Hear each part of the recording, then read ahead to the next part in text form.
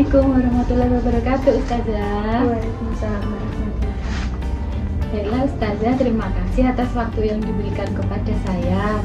Kebetulan dalam pendidikan guru penggerak, saya saat ini sedang belajar tentang bagaimana mengambil keputusan berdasarkan nilai-nilai kebijakan seorang pemimpin.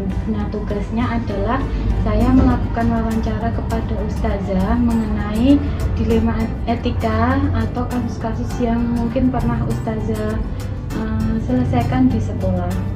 Baiklah, untuk pertanyaan yang pertama, selama ini apakah Ustazah pernah mengidentifikasikan kasus-kasus yang pernah Ustazah selesaikan itu merupakan dilema etika atau rujukan moral? Dilema etika dan rujukan moral. Kalau dilema etika itu kan lebih ke benar kasus benar. Jadi kemarin sempat ada kasus di sekolah, itu ada anak yang dia membela dirinya masing-masing. Jadi ada yang memiliki mainan diberikan kepada adik kelas, lalu mainan itu diambil lagi. Setelah itu kakaknya itu tidak terima menendang yang memiliki mainan tersebut. Ketika saya panggil, saya klarifikasi, dan saya tanyakan dengan pertanyaan-pertanyaan bahwa ada anak namanya Mas Saladin yang memiliki mainan itu memberikan ke adiknya Mas Rehan, itu ternyata belum secara ikhlas, jadi hanya meminjamkan gitu. Tapi adiknya namanya anak kecil dikira memberi gitu. Terus misalnya Mas Rehan itu karena tahu mainannya diambil kembali, itu bentuk pembelaan ke adiknya. Jadi menurut Ustazah, kasus tersebut contoh dilema etika yang pernah diselesaikan di sini. Iya.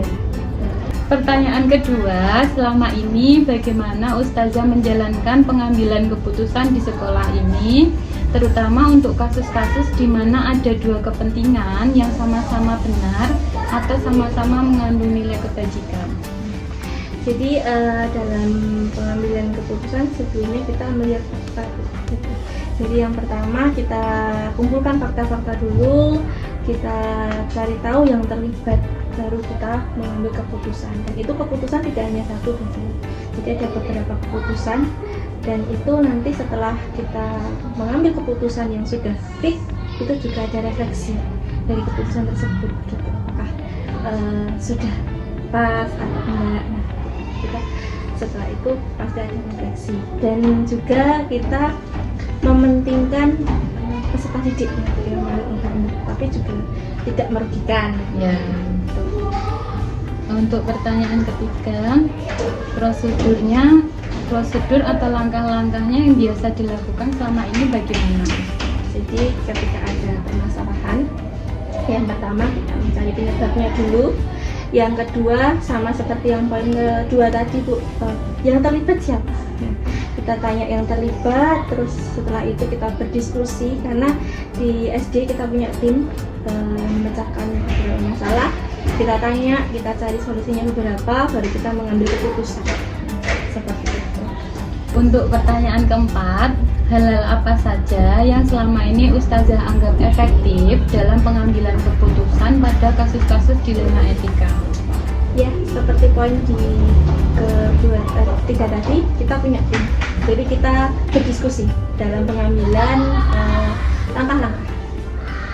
Dan kita juga tidak luput dari berdoa dalam penyelesaian masalah.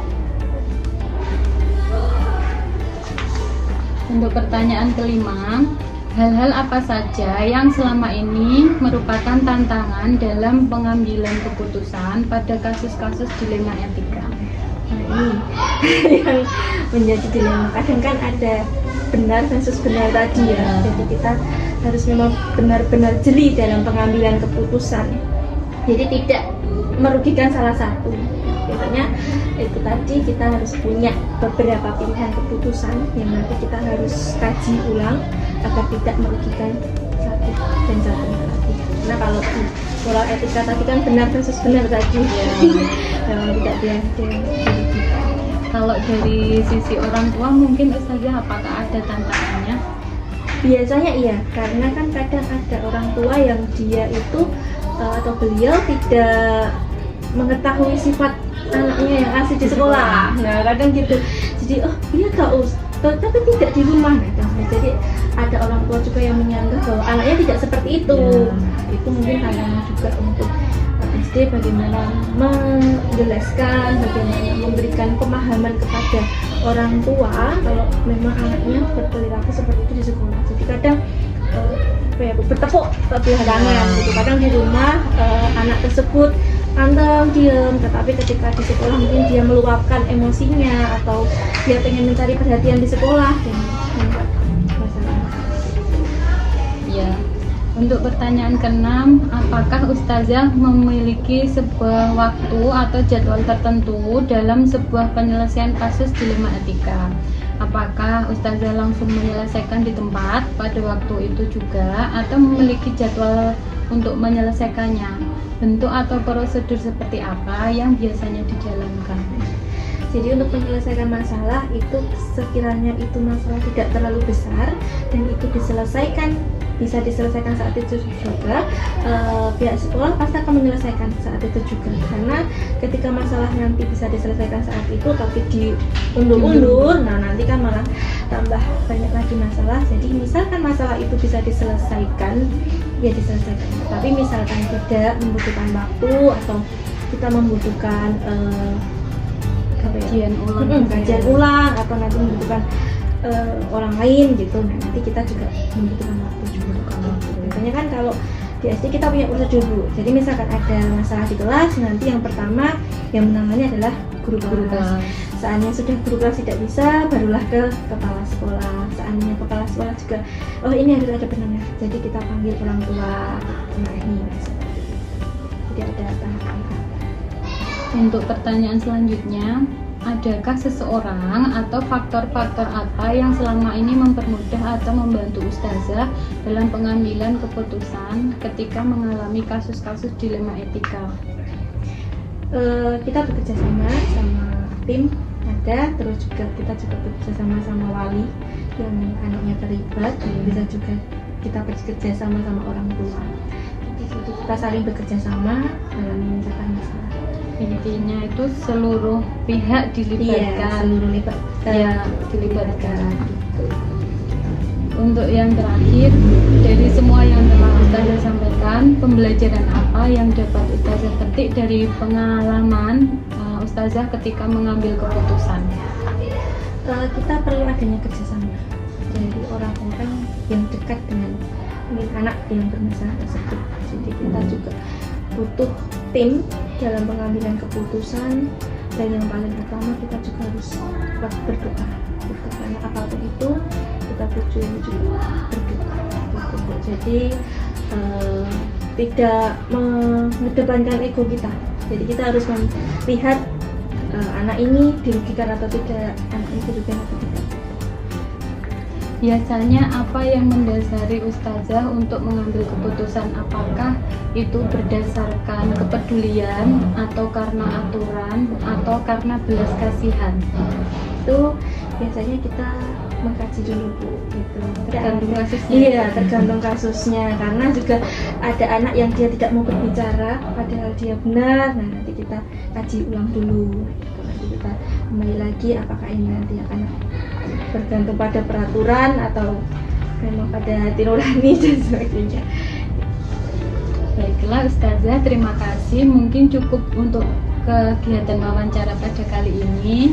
Insya Allah ini sudah saya rekam sebagai bahan tugas saya.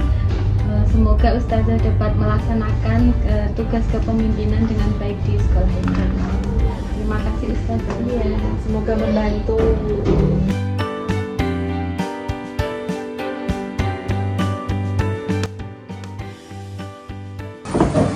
Assalamualaikum Ustazah Nita.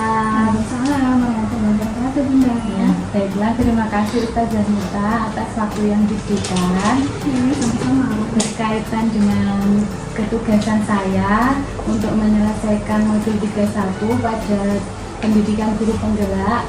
Saat ini saya akan melaksanakan wawancara mengenai pengambilan keputusan berdasarkan nilai-nilai kebajikan sebagai pemimpin di sini posisi Usmita sebagai kepala sekolah PAUD Mujahidin nggih. Kelompok 6 PAUD KB Mujahidin. Baiklah Usmita, mungkin langsung saja ada beberapa yang akan saya tanyakan kepada Ustazah. Yang pertama, bagaimana selama ini Ustazah dapat mengidentifikasi kasus-kasus yang itu merupakan dilema etika atau rujukan moral? Selama ini kami melihat dari kejadian yang terjadi pada keseharian, ketika ada sebuah program yang kita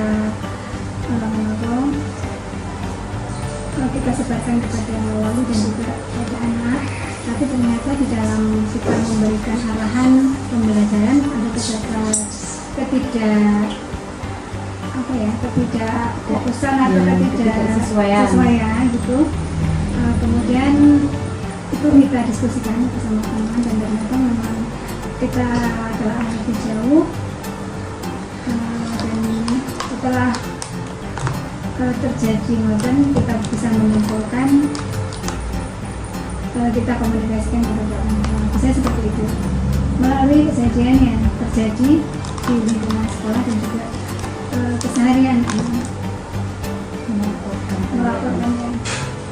Kemudian bagaimana Ustazah menjalankan pengambilan keputusan di sekolah ini, terutama pada kasus-kasus di mana ada dua kepentingan yang keduanya itu sama-sama benar atau sama-sama mengandung nilai kebajikan. Untuk yang pertama, lebih difokuskan pada mendalami permasalahannya tersebut. Jadi kita pahamkan betul apa masalahnya tersebut, kemudian coba saya renungkan, kemudian setelah itu saya meminta saran dari beberapa melalui musyawarah, kemudian setelah itu kita setelah ada kesimpulan kita teruskan kepada konsultan. Komunikasi.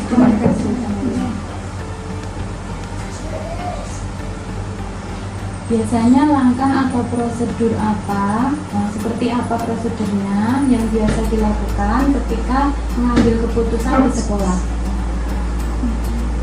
Biasanya saya langsung kepada misalkan anak yang berbicara, komunikasi dulu, kemudian lebih mendalami permasalahan, kemudian sesuaikan dengan pengalaman dan juga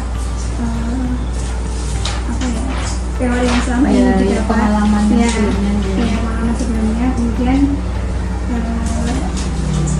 bisa langsung diputuskan. Untuk pertanyaan selanjutnya, hal apa saja yang biasanya Ustazah anggap efektif dalam pengambilan keputusan pada kasus-kasus dilema etika? Yang pertama mungkin komunikasi yang baik. Yang kedua, pemahaman terhadap permasalahannya. Kemudian sharing atau musyawarah. Kemudian keyakinan atas pengambilan keputusan. Mungkin refleksi juga, refleksi ya. Ya, refleksikan, kemudian pertimbangan yang sangat matang terhadap keputusan yang kita ambil itu akan berimbas bagaimana. Ya, ini ya, efeknya apa gitu ya. Baiklah, untuk pertanyaan kelima, hal-hal apa saja yang selama ini menjadi tantangan ketika Ustazah mengambil keputusan pada kasus-kasus yang ada di sekolah? Yang pertama mungkin kurangnya pengetahuan dan pengalaman.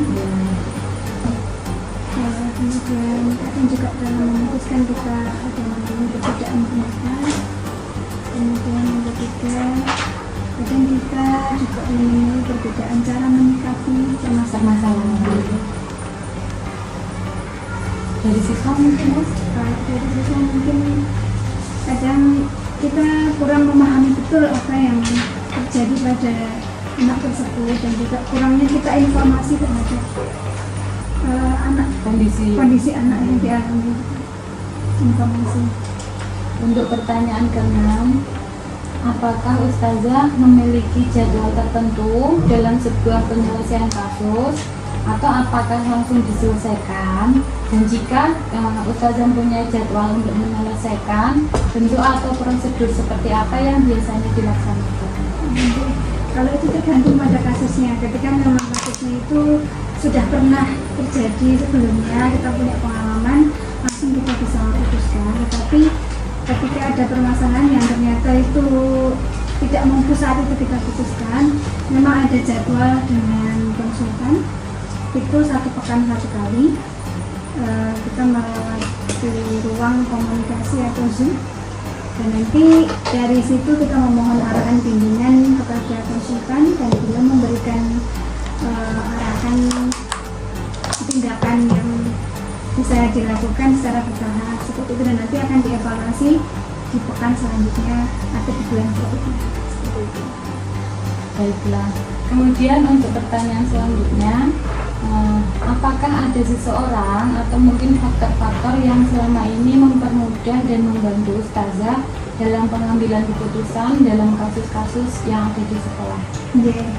Ada ya. Karena ya dari teman sejawat itu ada yang lebih banyak pengalaman dan juga pengetahuannya, jadi kadang kita bisa langsung meminta referensi beliau atau juga bisa dari konsultan, karena kita punya tim konsultan yang bisa membantu dari bidang yang bersangkutan, bisa bidang kurikulum, bidang keimanan dan juga bidang kesesuaian, jadi bisa membantu.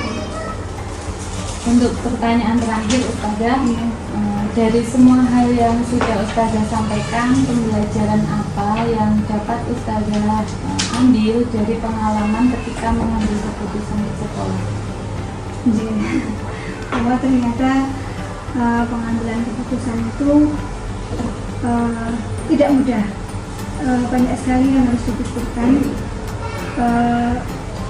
dan yang paling penting kita juga harus tahu efek apa dari keputusan yang kita ambil, dan juga nanti itu akan berimbas bagaimana kepada anak atau yang menerima keputusan tersebut. Adakah refleksi setelah melakukan membuat keputusan tersebut, Ustazah? Jadi apakah ada refleksi setelah keputusan itu diambil, kemudian ternyata hal itu belum sesuai atau bagaimana? Biasanya apa yang Ustazah lakukan? Ya, karena ya kadang kita tidak cukup banyak waktu untuk harus segera memutuskan, ya kadang seperti itu. Nah, ternyata ada juga kejadian yang ketika kita memutuskan ternyata tidak sesuai dengan yang diharapkan dari yang menerima keputusan. Jadi ya pasti ada semacam miskomunikasi atau ya perbedaan lah gitu. Tapi ya alhamdulillah karena kita memang mengedepankan asas musyawarah, jadi ya dengan komunikasi alhamdulillah semuanya bisa terlewati. Baiklah Ustazah, ternyata luar biasa sekali hasil wawancara kali ini. Pengalaman Ustazah juga sangat luar biasa, Girus. Semoga bisa melaksanakan tugas kepemimpinan di PAUD Al-Mujahidin dengan baik dan lancar. Terima kasih atas waktunya. Saya mohon diri dulu. Terima kasih kembali.